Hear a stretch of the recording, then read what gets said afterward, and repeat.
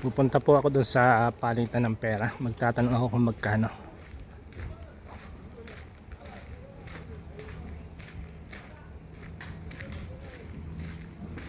Ko lang kung magkano ngayon ang palitan. Noong nakaraang linggo ay 610,000. Tapos po ang palitan dito nakaraang linggo ay 610,000. Iwan ko lang ngayon.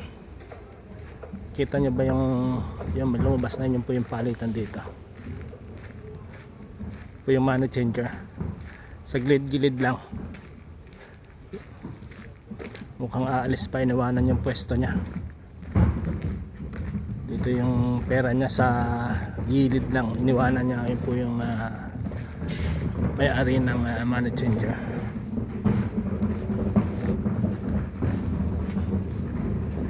Ito po yung pera. Hindi ko lang alam kung magkano yung palitan ngayon, kung rate. Kumuha pala siya ng pera do sa ano kasi yung sasakyan sa kabila ng container na yon. Kumuha siya ng pera.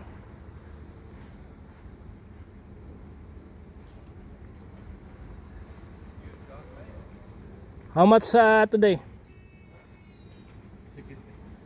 660. Okay. 660,000 po yung $100.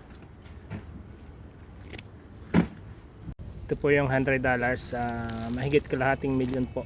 660,000 po yung $100, kalahating milyon. Sa atin po yung $100 ay 6,000 lang mahigit, kasi 61 po yung $100.